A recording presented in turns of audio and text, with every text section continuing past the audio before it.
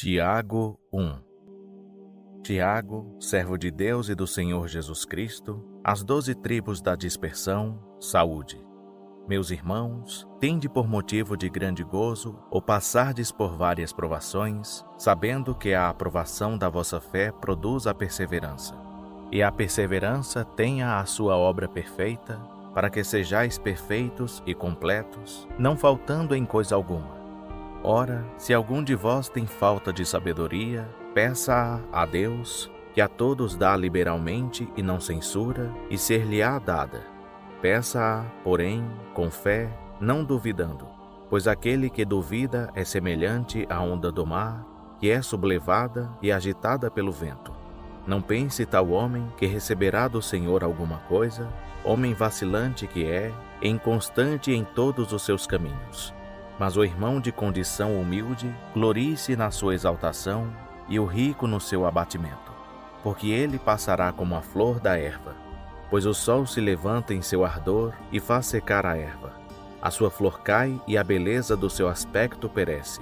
Assim murchará também o rico em seus caminhos. Bem-aventurado o homem que suporta a aprovação, porque, depois de aprovado, receberá a coroa da vida que o Senhor prometeu aos que o amam. Ninguém, sendo tentado, diga: sou tentado por Deus, porque Deus não pode ser tentado pelo mal, e ele a ninguém tenta. Cada um, porém, é tentado quando atraído e engodado pela sua própria concupiscência. Então a concupiscência, havendo concebido, dá à luz o pecado, e o pecado, sendo consumado, gera a morte. Não vos enganeis, meus amados irmãos. Toda boa dádiva e todo dom perfeito vem do alto, descendo do Pai das luzes, em quem não há mudança nem sombra de variação.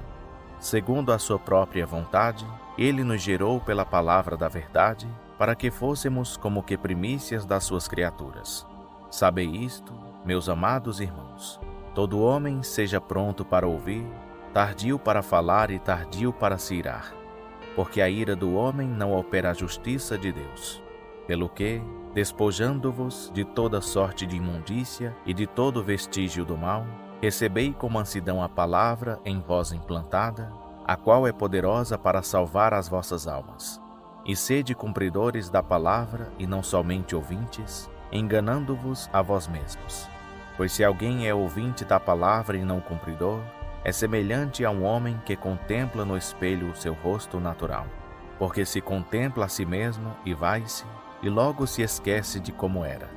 Entretanto, aquele que atenta bem para a lei perfeita, a da liberdade, e nela persevera, não sendo ouvinte esquecido, mas executor da obra, este será bem-aventurado no que fizer.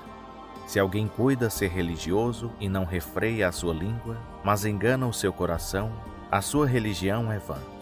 A religião pura e imaculada diante de nosso Deus e Pai é esta: visitar os órfãos e as viúvas nas suas aflições e guardar-se isento da corrupção do mundo.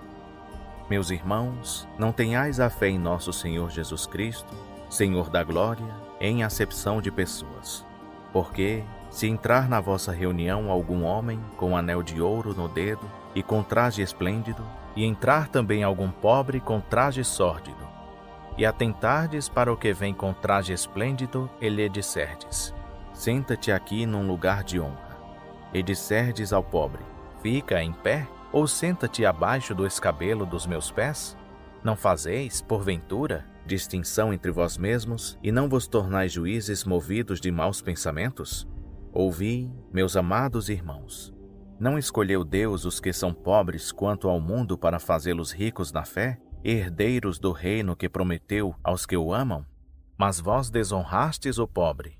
Porventura não são os ricos os que vos oprimem e os que vos arrastam aos tribunais? Não blasfemam eles o bom nome pelo qual sois chamados? Todavia, se estais cumprindo a lei real segundo a Escritura: amarás ao teu próximo como a ti mesmo, fazeis bem. Mas se fazeis acepção de pessoas, cometeis pecado, sendo por isso condenados pela lei como transgressores. Pois qualquer que guardar toda a lei, mas tropeçar em um só ponto, tem se tornado culpado de todos. Porque o mesmo que disse: não adulterarás, também disse: não matarás. Ora, se não cometes adultério, mas és homicida, te has tornado transgressor da lei. Falai de tal maneira e de tal maneira procedei, como havendo de ser julgados pela lei da liberdade. Porque o juízo será sem misericórdia para aquele que não usou de misericórdia. A misericórdia triunfa sobre o juízo. Que proveito há, meus irmãos, se alguém disser que tem fé e não tiver obras? Porventura essa fé pode salvá-lo?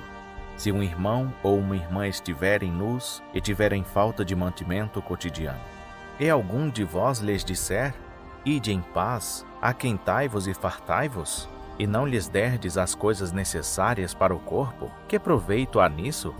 Assim também a fé, se não tiver obras, é morta em si mesma. Mas dirá alguém: tu tens fé e eu tenho obras. Mostra-me a tua fé sem as obras, e eu te mostrarei a minha fé pelas minhas obras. Crês tu que Deus é um só? Fazes bem. Os demônios também o creem e estremecem. Mas queres saber, ó homem vão, que a fé sem as obras é estéril? Porventura não foi pelas obras que nosso pai Abraão foi justificado quando ofereceu sobre o altar seu filho Isaque? Vês que a fé cooperou com as suas obras, e que pelas obras a fé foi aperfeiçoada. E se cumpriu a escritura que diz: e creu Abraão a Deus, e isso lhe foi imputado como justiça, e foi chamado amigo de Deus. Vedes então que é pelas obras que o homem é justificado, e não somente pela fé. E de igual modo não foi a meretriz Raabe também justificada pelas obras, quando acolheu os espias e os fez sair por outro caminho? Porque, assim como o corpo sem o espírito está morto, assim também a fé sem obras é morta. Meus irmãos, não sejais muitos de vós mestres, sabendo que receberemos um juízo mais severo. Pois todos tropeçamos em muitas coisas. Se alguém não tropeça em palavra, esse é homem perfeito e capaz de refrear também todo o corpo. Ora, se pomos freios na boca dos cavalos, para que nos obedeçam, então conseguimos dirigir todo o seu corpo. Vede também os navios que, embora tão grandes e levados por impetuosos ventos, com um pequenino leme se voltam para onde quer o impulso do timoneiro. Assim também a língua é um pequeno membro e se gaba de grandes coisas. Vede quão grande bosque um tão pequeno fogo incendeia. A língua também é um fogo. Sim, a língua, qual mundo de iniquidade, colocada entre os nossos membros, contamina todo o corpo e inflama o curso da natureza, sendo por sua vez inflamada pelo inferno. Pois toda a espécie tanto de feras como de aves, tanto de répteis como de animais do mar, se doma e tem sido domada pelo gênero humano. Mas a língua, nenhum homem a pode domar. É um mal irrefreável, está cheia de peçonha mortal. Com ela bendizemos ao Senhor e Pai, e com ela amaldiçoamos os homens, feitos à semelhança de Deus. Da mesma boca procede bênção e maldição. Não convém, meus irmãos, que se faça assim. Porventura, a fonte deita da mesma abertura água doce e água amargosa? Meus irmãos, pode acaso uma figueira produzir azeitonas, ou uma videira figos? Nem tampouco pode uma fonte de água salgada dar água doce. Quem dentre vós é sábio e entendido? Mostre pelo seu bom procedimento as suas obras em mansidão de sabedoria. Mas, se tendes amargo ciúme e sentimento faccioso em vosso coração, não vos glorieis, nem mintais contra a verdade. Essa não é a sabedoria que vem do alto, mas é terrena, animal e diabólica. Porque onde há ciúme e sentimento faccioso, aí há confusão e toda obra má. Mas a sabedoria que vem do alto é, primeiramente, pura, depois pacífica, moderada, tratável, cheia de misericórdia e de bons frutos, sem parcialidade e sem hipocrisia. Ora, o fruto da justiça semeia-se em paz para aqueles que promovem a paz. Donde vêm as guerras e contendas entre vós? Porventura não vem disto, dos vossos deleites, que nos vossos membros guerreiam? Cobiçais e nada tendes, logo matais, invejais e não podeis alcançar. Logo combateis e fazeis guerras. Nada tendes, porque não pedis. Pedis e não recebeis, porque pedis mal, para o gastardes em vossos deleites. Infiéis, não sabeis que a amizade do mundo é inimizade contra Deus? Portanto, qualquer que quiser ser amigo do mundo constitui-se inimigo de Deus. Ou pensais que em vão diz a Escritura: o Espírito que ele fez habitar em nós anseia por nós até o ciúme? Todavia, dá maior graça. Portanto, diz: Deus resiste aos soberbos, dá, porém, graça aos humildes. Sujeitai-vos, pois, a Deus, mas resisti ao diabo, e ele fugirá de vós. Chegai-vos para Deus, e ele se chegará para vós. Limpai as mãos, pecadores, e, vós de espírito vacilante, purificai os corações.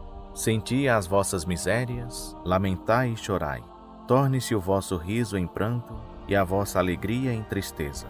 Humilhai-vos perante o Senhor, e ele vos exaltará. Irmãos, não faleis mal uns dos outros. Quem fala mal de um irmão e julga a seu irmão, fala mal da lei e julga a lei. Ora, se julgas a lei, não és observador da lei, mas juiz. Há um só legislador e juiz, aquele que pode salvar e destruir. Tu, porém, quem és, que julgas ao próximo? Eia agora, vós que dizeis: hoje ou amanhã iremos a tal cidade, lá passaremos um ano, negociaremos e ganharemos. No entanto, não sabeis o que sucederá amanhã. Que é a vossa vida? Sois um vapor que aparece por um pouco e logo se desvanece. Em lugar disso, devíeis dizer: se o Senhor quiser, viveremos e faremos isto ou aquilo. Mas agora vos jactais das vossas presunções. Toda jactância tal como esta é maligna. Aquele, pois, que sabe fazer o bem e não o faz, comete pecado. Eia agora, vós ricos, chorai e pranteai, por causa das desgraças que vos sobrevirão. As vossas riquezas estão apodrecidas, e as vossas vestes estão roídas pela traça. O vosso ouro e a vossa prata estão enferrujados, e a sua ferrugem dará testemunho contra vós, e devorará as vossas carnes como fogo. Entesourastes para os últimos dias. Eis que o salário que fraudulentamente retivestes aos trabalhadores que ceifaram os vossos campos clama, e os clamores dos ceifeiros têm chegado aos ouvidos do Senhor dos Exércitos. Deliciosamente vivestes sobre a terra, e vos deleitastes, cevastes os vossos corações no dia da matança. Condenastes e matastes o justo, ele não vos resiste. Portanto, irmãos, sede pacientes até a vinda do Senhor. Eis que o lavrador espera o precioso fruto da terra, aguardando-o com paciência, até que receba as primeiras e as últimas chuvas. Sede vós também pacientes. Fortalecei os vossos corações, porque a vinda do Senhor está próxima. Não vos queixeis, irmãos, uns dos outros, para que não sejais julgados. Eis que o juiz está à porta. Irmãos, tomai como exemplo de sofrimento e paciência os profetas que falaram em nome do Senhor. Eis que chamamos bem-aventurados os que suportaram aflições. Ouvistes da paciência de Jó, e vistes o fim que o Senhor lhe deu, porque o Senhor é cheio de misericórdia e compaixão. Mas, sobretudo, meus irmãos, não jureis, nem pelo céu, nem pela terra, nem façais qualquer outro juramento. Seja, porém, o vosso sim, sim, e o vosso não, não, para não cairdes em condenação. Está aflito alguém entre vós? Ore. Está alguém contente? Cante louvores. Está doente algum de vós? Chame os anciãos da igreja, e estes orem sobre ele, ungindo-o com óleo em nome do Senhor. E a oração da fé salvará o doente, e o Senhor o levantará. E, se houver cometido pecados, ser-lhe-ão perdoados. Confessai, portanto, os vossos pecados uns aos outros, e orai uns pelos outros, para serdes curados. A súplica de um justo pode muito na sua atuação. Elias era homem sujeito às mesmas paixões que nós, e orou com fervor para que não chovesse, e por 3 anos e 6 meses não choveu sobre a terra. E orou outra vez, e o céu deu chuva, e a terra produziu o seu fruto. Meus irmãos, se alguém dentre vós se desviar da verdade, e alguém o converter, Sabei que aquele que fizer converter um pecador do erro do seu caminho salvará da morte uma alma e cobrirá uma multidão de pecados.